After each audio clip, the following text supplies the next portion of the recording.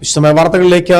MDMA-യുമായി യുവാവ് പിടിയിലായി. ബാംഗ്ലൂരിൽ നിന്നും എത്തിയ യുവാവിൽ നിന്നാണ് 27 ഗ്രാം MDMA കണ്ടെത്തിയത്. കോഴിക്കോട് കൊയിലാണ്ടി സ്വദേശിയായ ഫാരിസ് മുഹമ്മദിനെയാണ് കട്ടപ്പന ഡിവൈഎസ്പിയുടെ നേതൃത്വത്തിലുള്ള പോലീസ് സംഘം അറസ്റ്റ് ചെയ്തത്.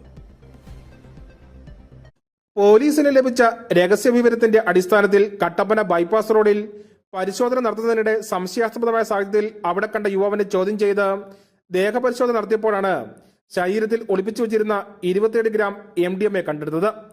ചൊവ്വാഴ്ച രാവിലെ ബാംഗ്ലൂരിൽ നിന്നെത്തിയ യുവാവ് MDMA മറ്റാർക്കോ കൈമാറാൻ കട്ടപ്പനയിൽ കാത്തു നിൽക്കുന്നതിനിടെയാണ് പോലീസിന്റെ പിടിയിലായത്.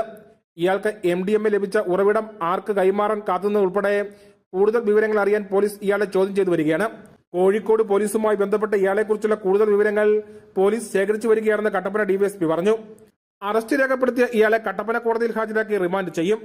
ജില്ലാ പോലീസ് മേധാവി TK വിഷ്ണുപ്രദീപ് IPSന്റെ കീഴിലുള്ള ഡാൻസ് ഓഫ് ടീമും കട്ടപ്പന ഡിവൈഎസ്പി VA നിഷാദുമോന്റെ നേതൃത്വത്തിൽ SI-മാരായ ഷാജി എബ്രഹാം, ബെർട്ടിൻ ജോസ്, PV മകേഷ്, SCPO ഷമീർ, CPA-മാരായ ബിവിൻ മാത്യു, R ഗണേഷ്, സിനോജ് ജോസഫ് എന്നിവരും ചേർന്നാണ് പ്രതി അറസ്റ്റ് ചെയ്തത്.